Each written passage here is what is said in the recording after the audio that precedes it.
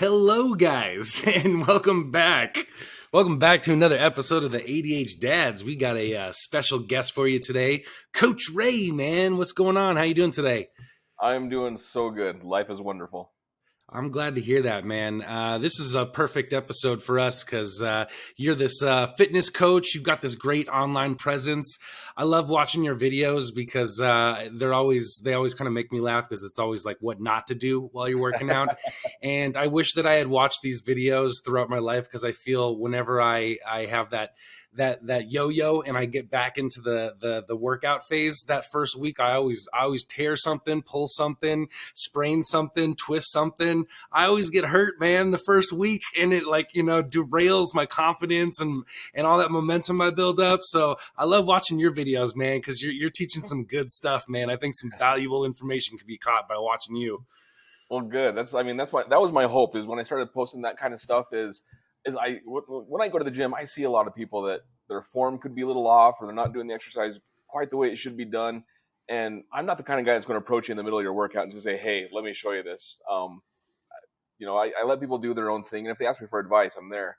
So I started putting it out, on the socials, and I get a lot of kickback from people saying, "Hey, that's really nice to know." Like even people that I've seen as very higher up in fitness. I posted one about Bulgarian split squats the other day, and he said, "Dude, that is a great advice on how to set that up." And I was like, "Thanks." Yeah. So it's cool. I like doing it that way.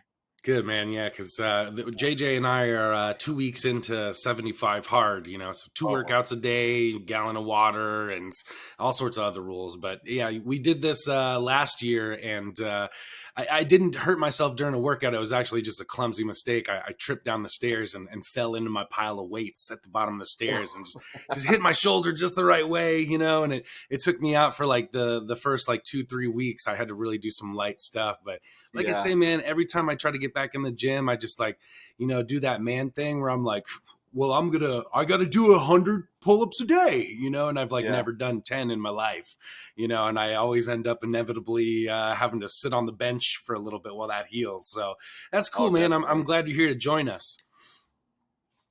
Yeah, it's cool that you bring up the 75 hard. I've done the 75 hard, and that's intense. That's a dedication, to go through that every single day and do it 75 in a row without fail. That's a dedication, and that's tough to do. So anyone that's done it, I commend you.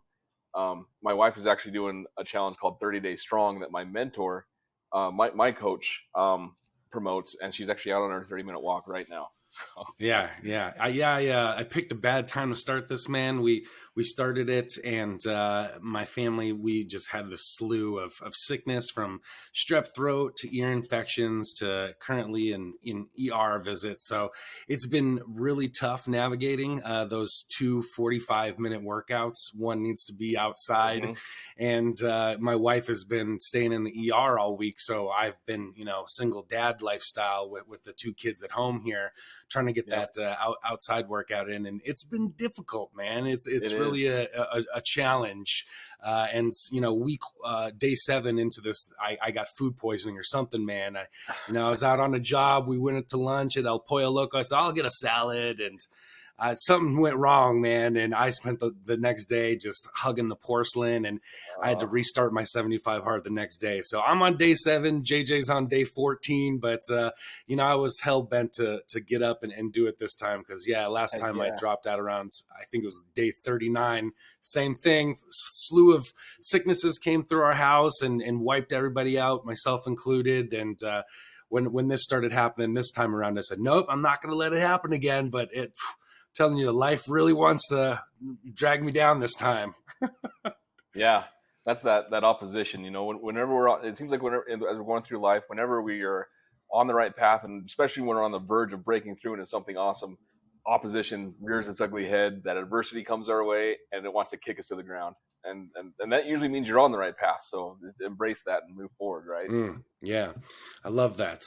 But yeah, I'm glad to have you on because, JJ and I met you. I met you a year ago. We met at a Mastermind Dad conference for the Dad Edge Alliance. And we kind of got paired off and got to know each other a little bit. And we were talking about leadership and what that means to us. And, I'll tell you, you said something that didn't resonate with me at the time, Ray, but I have been Mm-hmm. thinking about since we went to the summit back in October. And when we were talking about leadership, I was really in this mindset of like curiosity. You know, I was like, how can I garnish curiosity? And that was like in my mind what was a good leader to me, you know. And when I was talking to you about your story, you had said preparedness.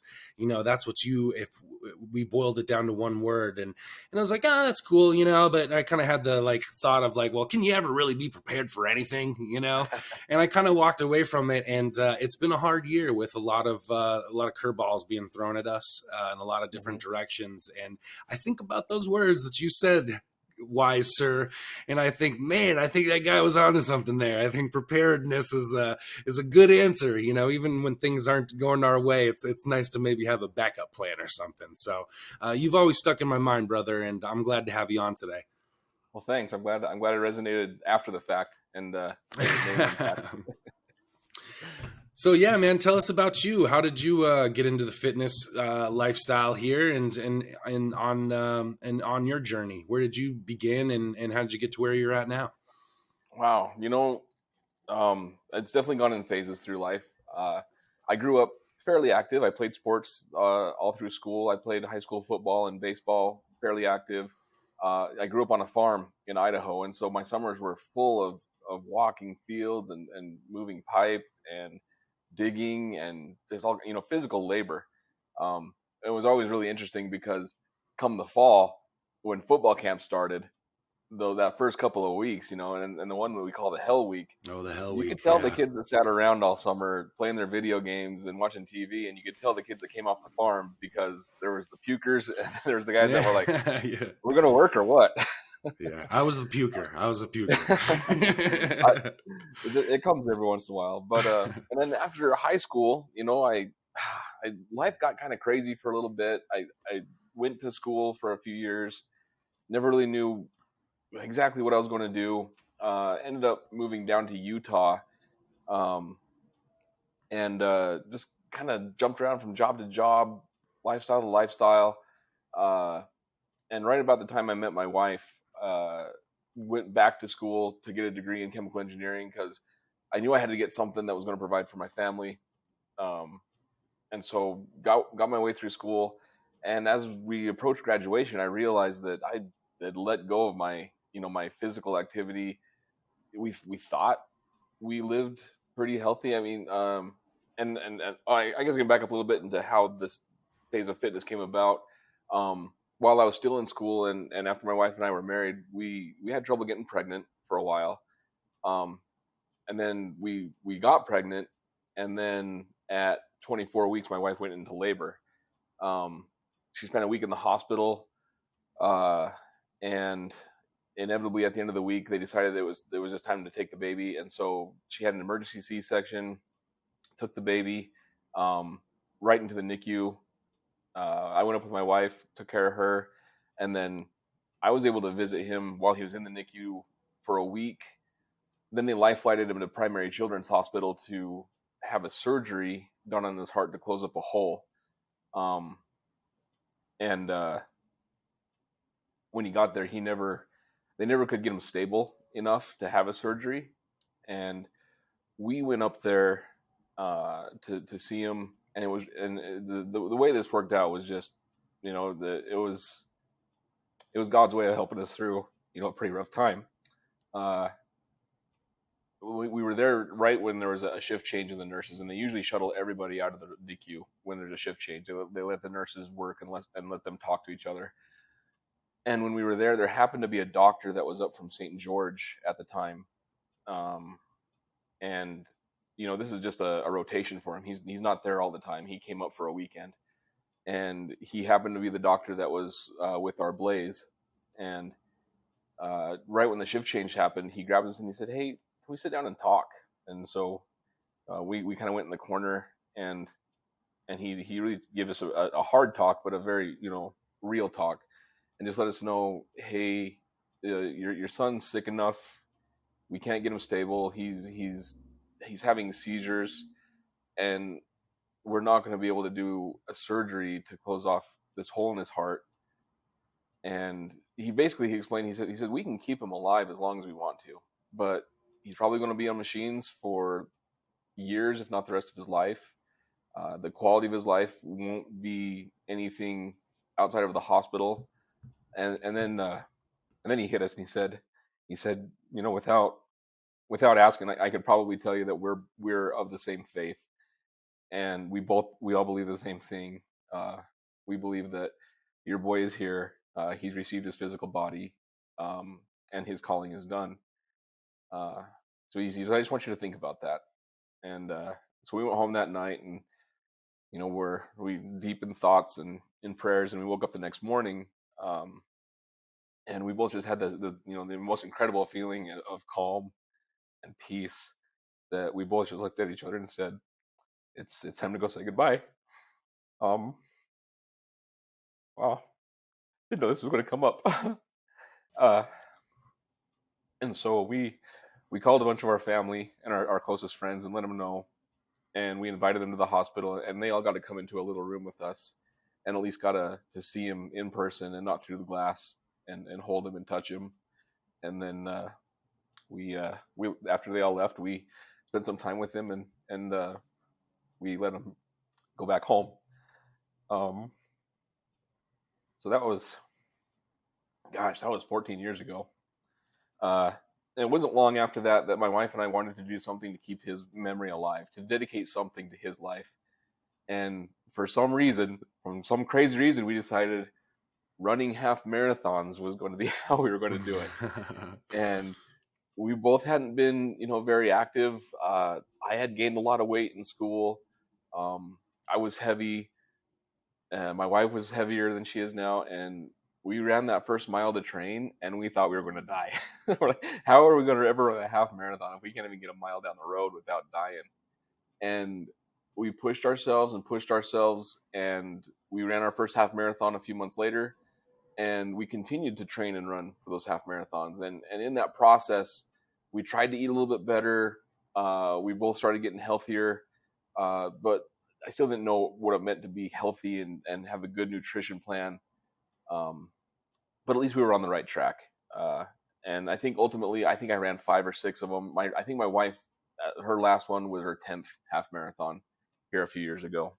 And every single one of them we dedicated to Blaze, and ran for, and we had family members that would join in with us and wear the same tags, you know, say running for Blaze, or we'd have headbands and wristbands. So it was an awesome way to keep his memory alive. I graduated from school and moved up to where we are now. I was offered a job with Procter & Gamble, making toilet paper and paper towels. Everything I made went in the trash or down the toilet. So it was work, and we were up here, and I started going back to the gym, started working out regularly, started lifting. And at that point in time, I had probably come down from around 240, 250 pounds, not healthy, to probably close to 200 pounds and looking better, feeling better. And a local guy here, who's now one of my really good friends, he approached me, and he had just gotten on stage and competed in a natural men's physique show in like 2013, something like that. And he comes to me and he says, "Hey, do you want to get on stage next year?" And I looked at him like he was crazy. He said, "There's no way you're gonna get me. Look at me. I'm fat. I'm a big guy." And he says, "Yeah, well, we can do it. Let's just work together. We'll do it." And so we trained for months. He helped me with my diet, and even then, it wasn't like a real like good nutrition plan, but it was at least better than I was on. And by the time I got on stage in the fall of 2014, I had gotten down to 150 pounds, and just shredded everything off. So that's a 100-pound swing from 2 or 3 years before, all the way down to 150. And I felt great, but I was just this skinny guy, not a lot of muscle. And I loved it, though. I loved the fact that I could manipulate my body, eat well, train, and feel good about myself physically, and do something like that, that intense, and dedicate myself to it. And then, so I did another show in the spring of 2015 and another show in the fall of 2015, just so back to back to back of this kind of like maintain, cut, get on stage.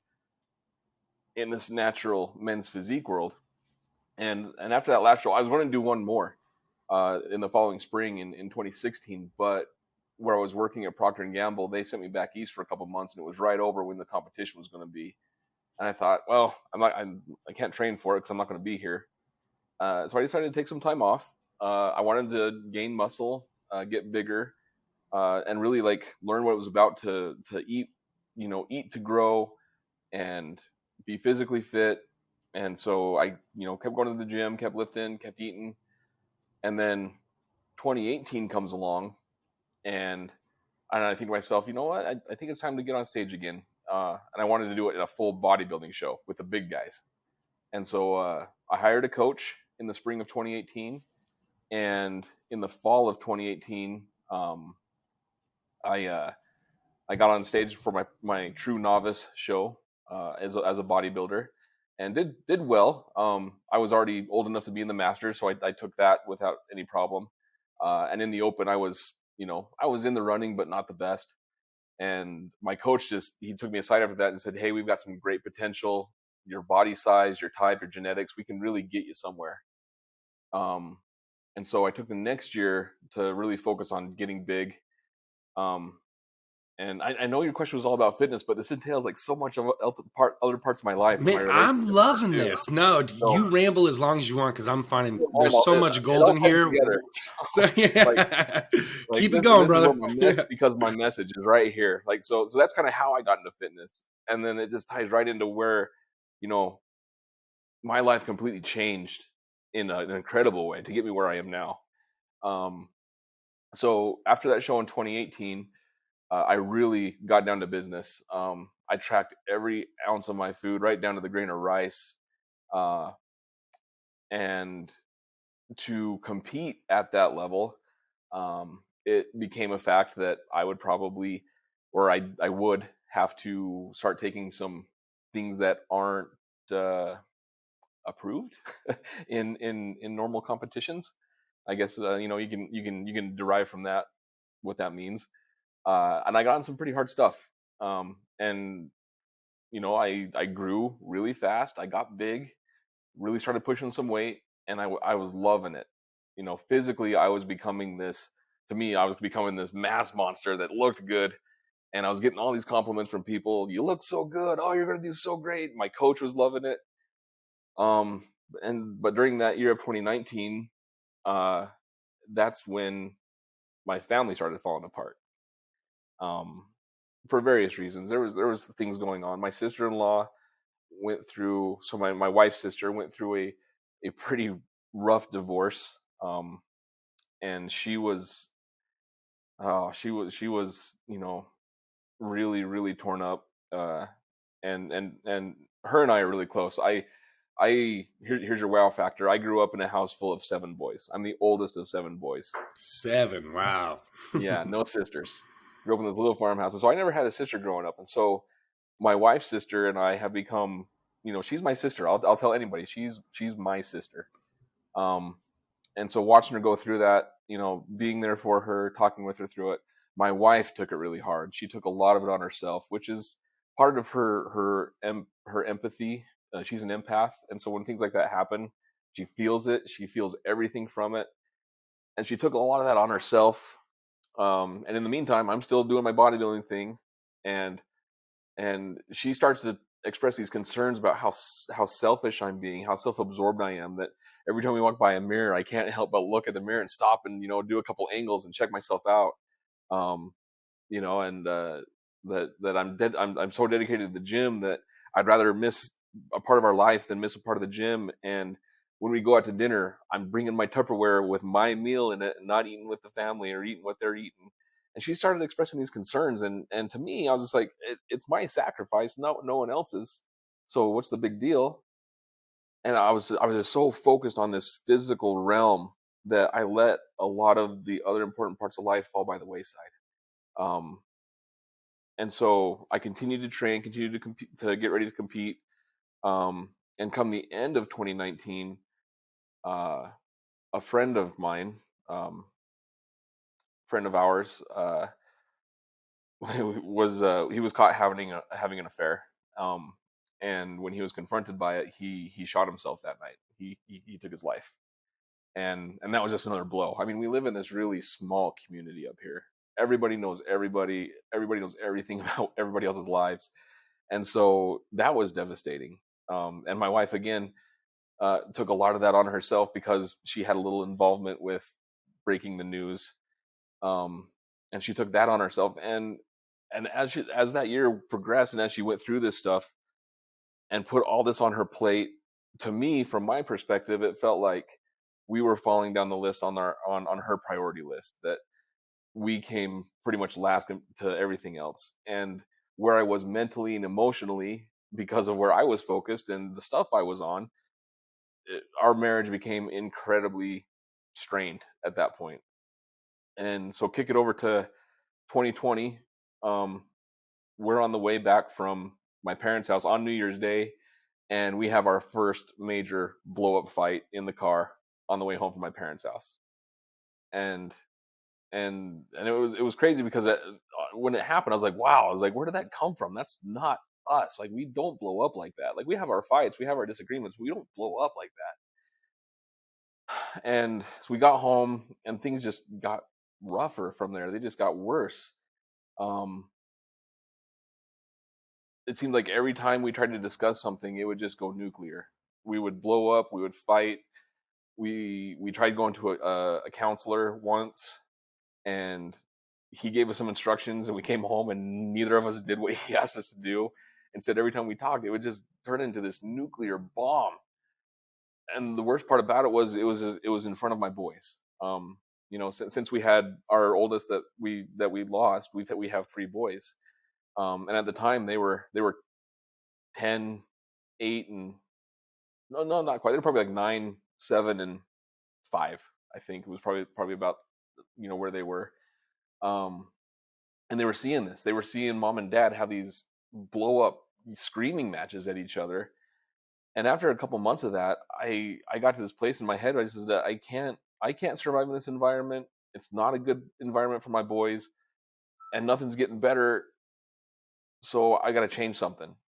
So I eventually told my wife, I said, there was a lot more discussions in between us, but ultimately in the beginning of March, I said, hey, my friend, he's remodeling a house, and so it's not put together, but there's at least a bedroom and a place to stay. So I'm gonna go stay there for a little while. We need things to calm down.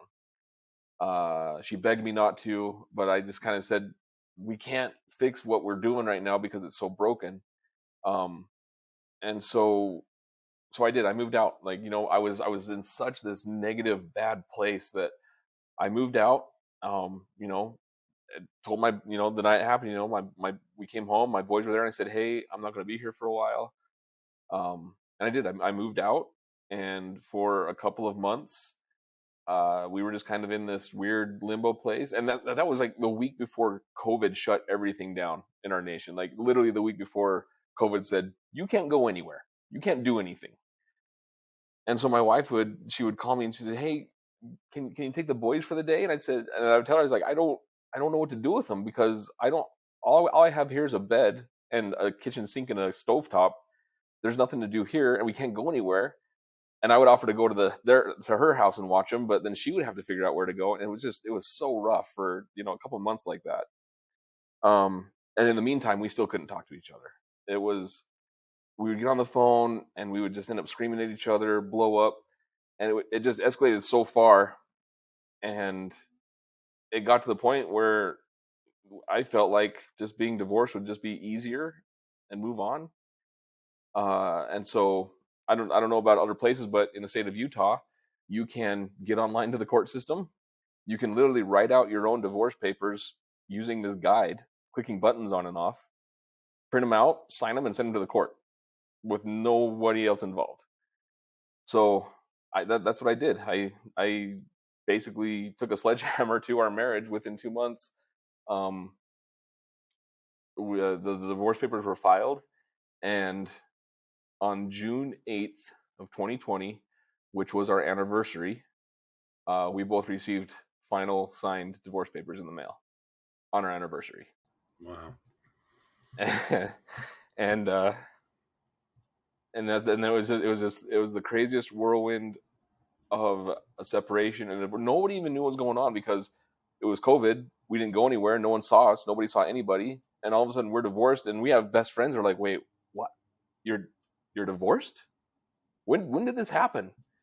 And half of our family didn't know what was going on. Just our closest like brothers and sisters and moms and dads. Like no one else knew what was going on. So I continued to get ready to compete. That's the world I was in. I went on stage in June of 2020, and then again in July, and that was the last show I've ever competed in was July 2020, and I physically was at the very top of my game. Um, I took my class no problem, and then I battled for the overall trophy and got second place by the vote of one judge out of 7. So it was split down the middle except for one judge leaned one way, and so I missed the overall trophy by one. And my coach came to me. He says, "We've got this. We are going to go places. We're going to get you into nationals. We're going to get you your pro card in the next year or two. You're going to get big. It's going to be awesome." And I was excited for 48 hours. I was just like, "Yeah, we're going to do this. Let's go." And for that weekend, I was on this incredible high of life is going to be okay. I know what I'm doing. I came home, and that week, um, that's when everything really started to become real and of what life really was at that time. Um, I realized I was alone. There was no one at home to congratulate me. There was no one at home to say, "Hey, great job." I came home to an empty apartment, and it was quiet, and I had nothing else going. I didn't have a future plan. It was just me, and it got really, really dark, um, really fast. Uh, like dark. uh, there were there were a couple of really bad nights, and one in particular that um, the dark thoughts start creeping in. Um, and I reached out to a brother and told him I was struggling and what was going on. I hadn't even told anyone in my family the whole story of what had happened. They just knew it happened, and no one knew.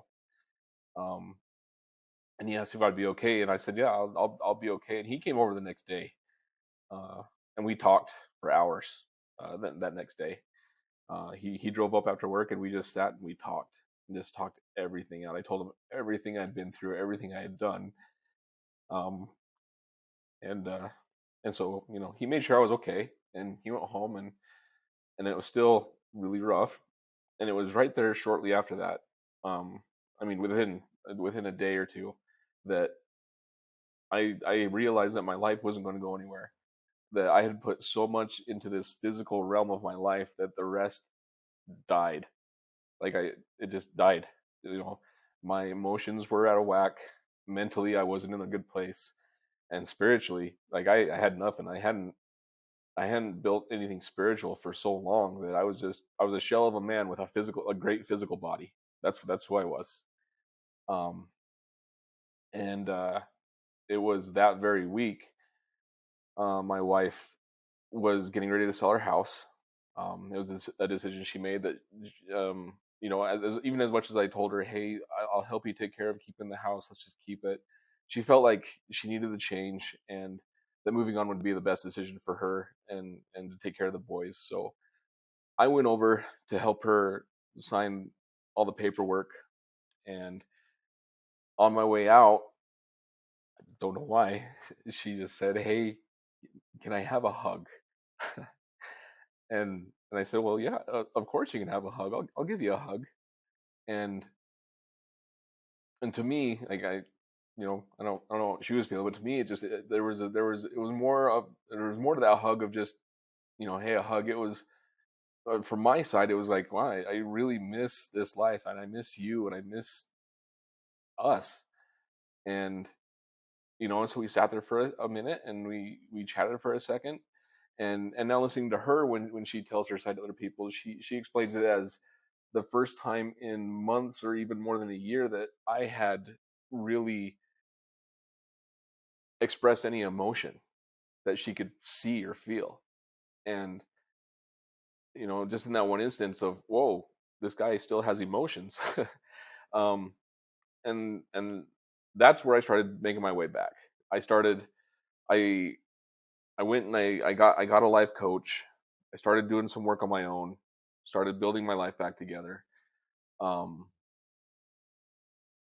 and just to shorten up the story, I did work on my end. My wife did work on her end. It was a long road, which we're grateful for. We know for a fact that, that at that moment, after we hugged and after we had a moment, that if we would have just said, "Hey, we're fine. Let's just jump back into this," that it would have crumbled. There was no foundation to put everything back together on. It just would have fallen apart.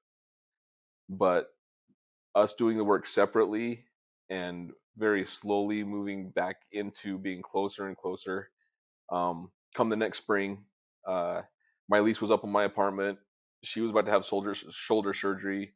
We had built a lot along the way, and we decided it would be best just for me just to move back in. So 2 years ago, I moved back in with my family, with just kind of like, let's just see how this goes. We'll work on it.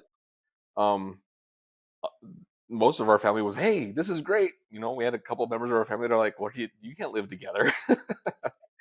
uh, and so, but we did. And then in July, we went down to Mexico for a vacation, and I pulled out her ring and I proposed to her, and she said, "I don't know," but she put the ring back on, so she started wearing it, and things got better and better, and finally, end of November of 21, we got remarried. So we are right around the 18 months remarried mark. And so now when people ask us how long we've been married, I usually like, I don't know, but we're Do calling you it, push them together or do you subtract the gap? How do you exactly. That's how do that's you add so it? we decided just to push it all together. It's all one marriage, and we had a bad spot, but we counted all together. So, and then Well, I was done with the bodybuilding world, and that was a promise I made to myself and to my family, to saying I don't want to go back there.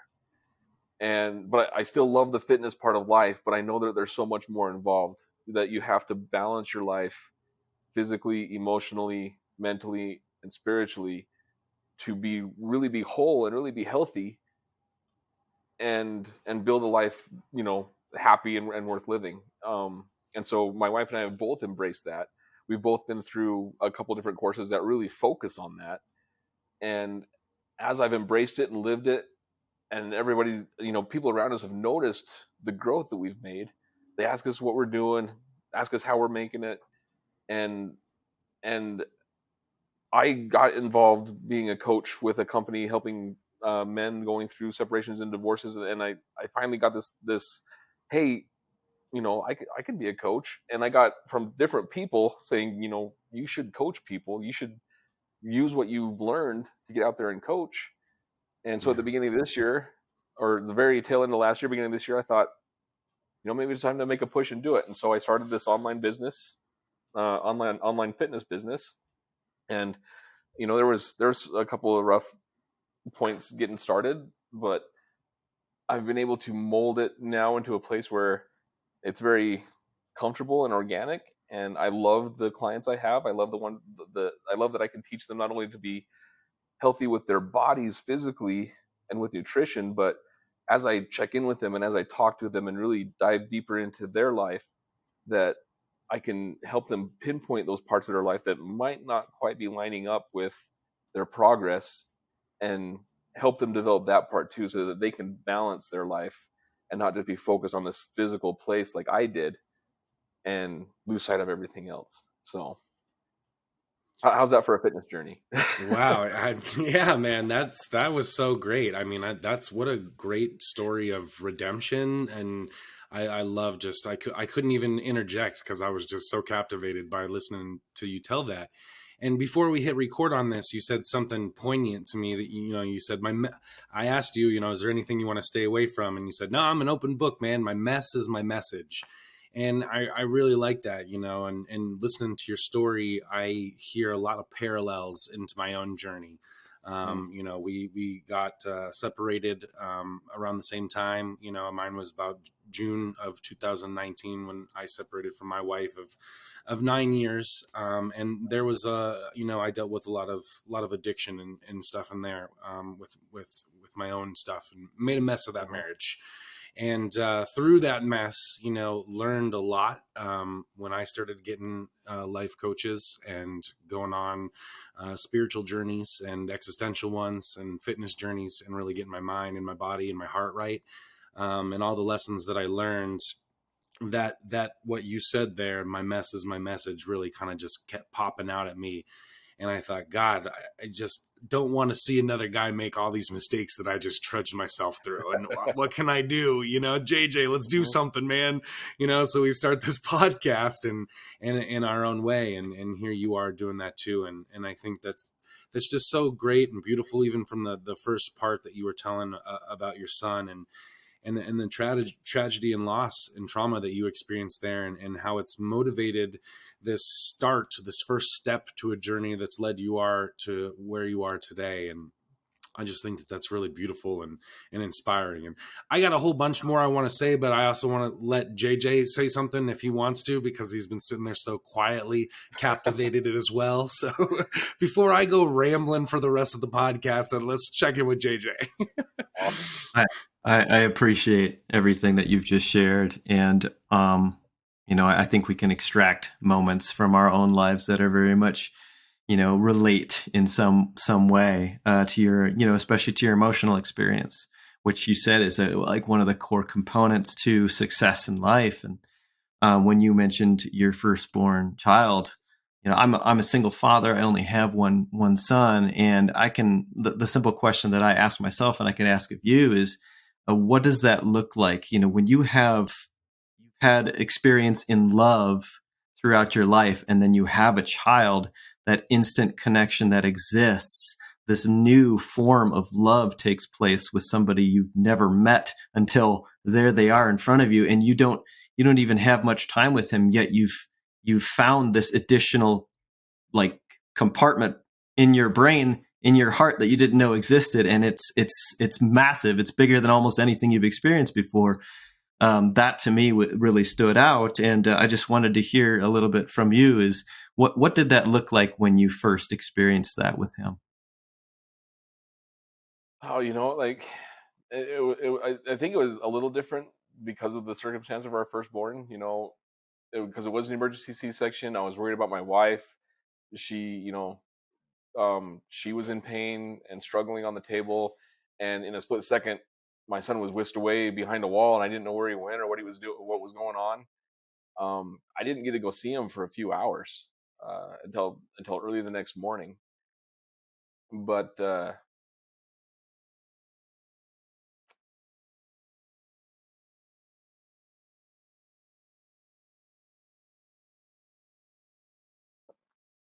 I remember walking into that NICU unit for the first time. And it's dark, it's still early in the morning. My wife's resting upstairs, and I get the first good look at my son, and I'm flooded with all these thoughts because there's my son, my flesh and blood, my firstborn, fighting for his life while he's hooked up to more tubes than I can count.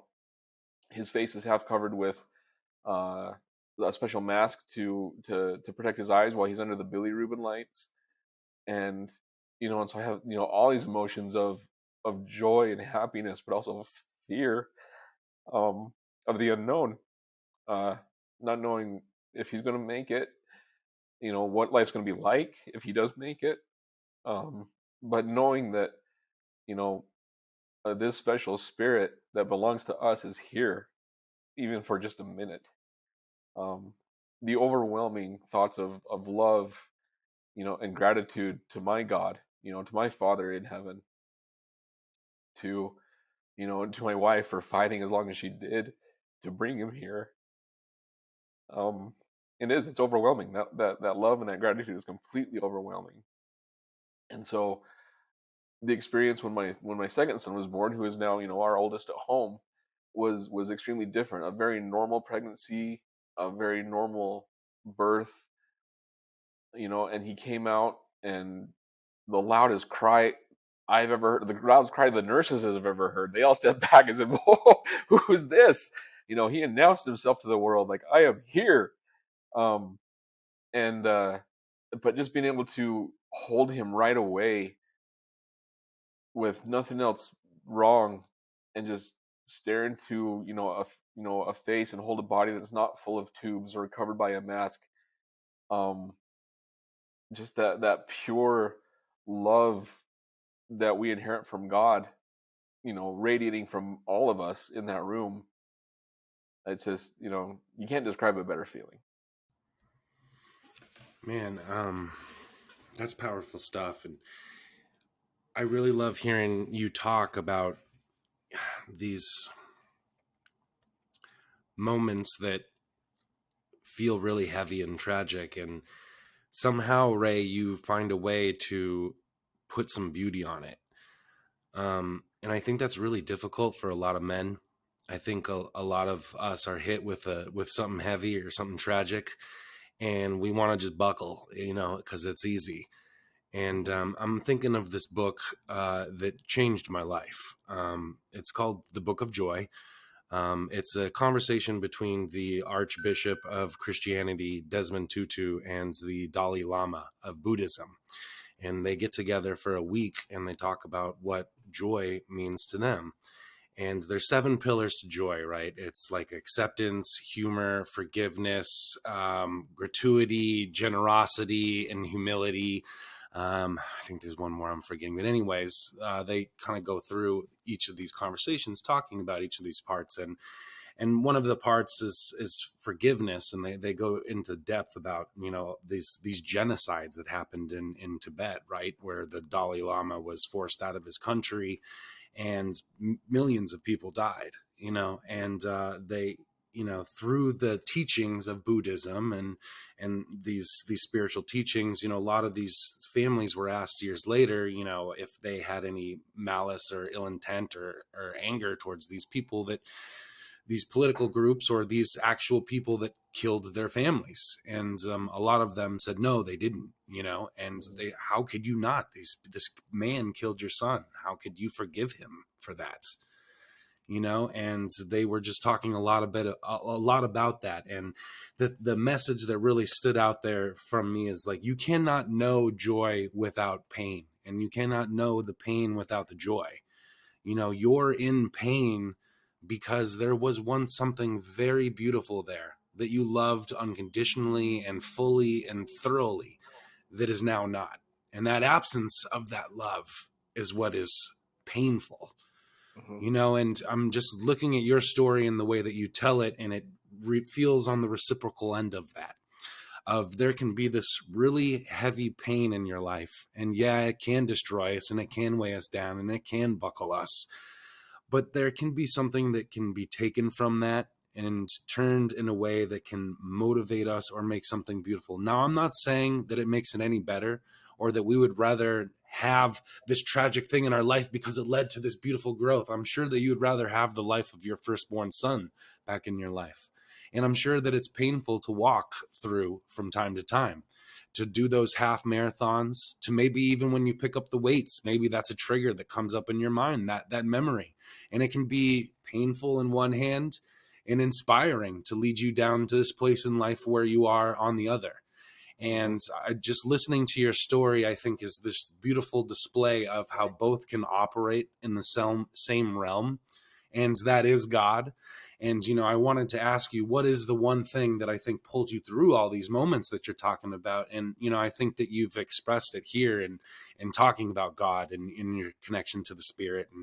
And, I think that that's really powerful, and to see how it's impacted your life, your mistakes, your perspective, and your openness to grow from those mistakes that you've made. So, man, this has been really inspirational and motivating to me, and just beautiful the way that you've put it all together, and to hear where you're at now. So thank you, brother. Thank you for sharing all that. Yeah, you bet.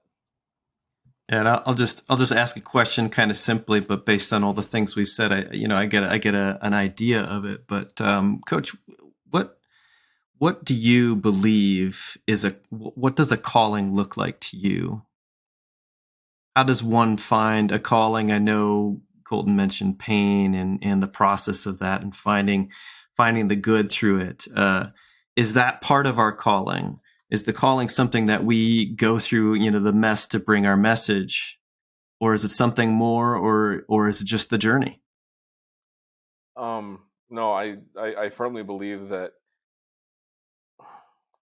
I'll say up front, I believe that we are put on this earth to experience, like you said, to experience what's hard, to experience the pain, to experience the sorrow, to be tested, to see how we're going to be. Um, One of my favorite sayings is the way we live our lives is 10% what happens to us and 90% how we react and respond to what happens to us. Um, it's a trial, it's a test, it's a refiner's fire. We are in the crucible right now, living our lives. We're all spiritual beings having a human experience. That's the best way to put it. Um, and we're meant to grow. We're meant to progress through this life and make it better every step of the way. And the only way to do that is to experience the lows, experience the pain, experience the sorrow, and learn and grow from that. Um, I look around sometimes and we see these people that live their lives, and it's almost like they live at this level of 5 to 6, on a scale of 1 to 10, and it's just like this coasting through, and things hit them from left and right here and there, and they're like, okay, oh yeah, that happened, and they can die, they can dip a little bit, they can rise a little bit, but they never really grow. But the people that seem to progress and have a happy life and feel like they're on top of the world, even though you don't see it because we only see the best parts, they've experienced all the lows along the way. And I want to say it's Ed Milet. I can't, don't quote me on that. You might have to edit that out. I don't know. But the way whoever said it put it is we're meant to experience tens in our life, but we can't experience and know what those tens are without experiencing and knowing what the ones are. We have to go through the ones to experience the tens. And the more we do that and the more we progress, pretty soon that 10 that we experience actually becomes more of a 3 or a 4, because we've progressed so far that even if we get hit with something so hard and we feel like we're going on this down part of the roller coaster, what used to be our 10 is now a 3 or a 4, and now we're up to this next level of a 10. And it's just this continuous growth curve. That progress is what we're meant to be here for. That's our calling, is to progress, to learn. And that can come in so many shapes and sizes. For the longest time, I thought, I'm going to go to school, I'm going to get a career that pays for my family, and we're going to live life. And the older I've got now and the more experience I have with my family and in life, the more I realize my calling probably isn't to be working for a company that designs military products. Even though it's a great job, it's fun, and I get to do some cool stuff. I believe that's not my calling. My calling is to help others along the way, to connect with them on a level of their heart and their soul, to show them that no matter how dark it gets, no matter how bad it gets, there's a way out. And people are put in our path to help us on the way. And I want to be one of those people in the path of somebody. That's why I started coaching. Like I don't need a second job to provide. I have a great job that provides, but I don't get the fulfillment of finding someone that is in a place that needs help.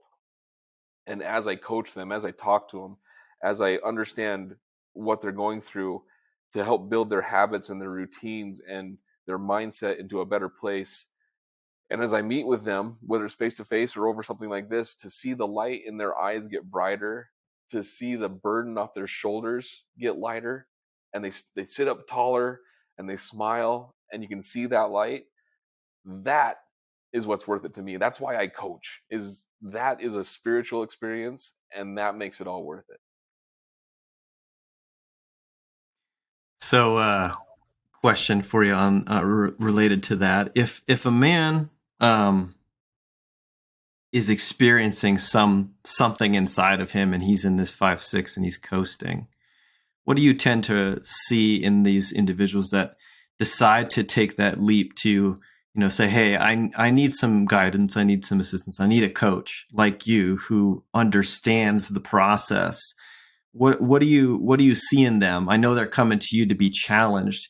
How do you find that place of challenge to them? Wow, that depends on the area that it's in. For example, from a fitness standpoint, it's usually a man that maybe middle aged, realizes he hasn't been super active, realizing that the older he gets, the unhealthier he is, and he has kids and a family, and maybe he has seen someone like a father figure or a grandfather or an uncle that was also unhealthy and heavier, not have a quality life, or maybe their life ended quicker than it should have because of that. Maybe the best way to put it is there's a place of pain that needs to be identified to get that growth to happen. There's a reason we want to grow. There's a reason we want to progress, and it's usually to avoid the pain that we're in now or the pain that we want to avoid in the future. And so, as I work with my clients, whether in the fitness realm or a life coaching arena, it's identifying those pain points and then learning the habits and the routines that are going to keep them from returning to those pain points. It's our fight or flight response. If you're used to sitting on the couch, watching TV, eating snacks, and vegging out after work, and that's your routine, that's your habit, when life gets hard, that's where you're going to go. When you lose your job, when when someone in your family gets sick or passes away, whatever it is that makes life hard for a minute, your fight or flight mode wants to take you back to that habit that you're where you're comfortable, where you're used to. And so changing that mindset, changing those habits, that's my goal. If I can get you off the couch and going for a half-hour walk a day, to planning your meals out and eating better, even go and eventually, if you haven't been, going to the gym and getting stronger. And then when life hits you hard, that's where you want to go. For me, it got to the point that when I'm stressed, when something at work has really got me going, or I'm mad at something, I know that if I go to the gym and get a good lift in and eat a good meal, I usually feel pretty darn good after that. It just kind of goes away. So my life has been shaped into a place that my habits and my routines that I fall back to are a much healthier place than where I was. Gosh, I'm getting old. 20 years ago, when I was heavier, and my routine was to come home and veg out and eat something unhealthy and not go to the gym. It's those habits and those routines, the lifestyle, the mindset that we fall back to is where that growth comes. I guess that's what I'm trying to say. Well, that's always the trickiest thing about growth, right? Like you say, is I think that it comes from, we want growth because it starts from a place of pain, something that we didn't get, something that we felt slighted in, or that we want more of, right? And there's a pain there, or a loss almost, and that causes us to want to grow, to want to be better, to want to go seek something else out. And to get people to identify that is really tricky, because I think a lot of people want the growth without the recognition of where it comes from, for where that desire or that pain comes from. So everybody wants to go down this path and get better and do more and and lose weight and step on the scale and gain the muscle and, but no one wants to question why or where does that come from, and then that's why people fall back on bad habits so easily, Yeah. and because it's just, well, I don't know how, or I don't even know what it is or why it's there, so I'm just gonna ignore it. I can't do that. That seems too far away because I don't know how to do it, because I haven't even identified why I want to do it or where to begin, and like you said too, I heard something the other day that says, an emotion only lasts 14 seconds, but we make a mess of it in those 14 seconds, don't we? Because you also said something earlier too that I really want the listeners to hear, and it's that life happens to us 10% of the time, and the other 90% is how we react to it. And oh shit, what was the point I'm trying to tie together? You got to bear with us, Coach Ray. We got ADHD here. It's sometimes these thoughts, they get lost as they're coming out of my mouth. So I'm trying to connect these ideas here. So I got it, so that emotion only lasts, 14 seconds. But, we often feel this emotion, and then we react to feeling that. And then that 14 seconds becomes, 28 seconds. And then that 28 seconds becomes 42 seconds, because we've made another emotion. We've reacted to another emotion, and reacted to another emotion, and reacted to another emotion, and then we're just buried under this. I'm just angry. I've been angry for the last hour. It's like, no, you just got to take a breath, sweetheart, and just take some time, because you said about 100 different things that got you way deeper in the hole than you did that started this whole thing. So I really appreciate that, Coach, and what you said there, and how you've tied all this together. Before we get going, is there any places that our listeners can reach out to you or find you? Do you have something online for them, or yeah, definitely. But I think, well, before I give you that, I got just one final thought. In all of this, as I talk through all of this, there's one thing that always seems to come to mind, as I talk about this, is the, we call it an aspect, the feeling of grace. We are all so hard on ourselves. We're hard on each other, and mostly on ourselves. What I've learned is to allow grace into our lives. It's by grace that we're forgiven. So we have to learn to show ourselves that grace. We're not, like I said before, we're spiritual beings having a human experience. If we don't allow ourselves some grace in our failures, forgiving ourselves and moving on isn't going to happen. If we don't allow others some grace in their failures, and we hold those grudges, our relationships are damaged. Down to what I went through, if it wasn't for my wife allowing even the tiniest bit of grace to allow me to change, to grow and build myself, this never would have happened. But she had that even just that little bit of grace after I had done everything to destroy us.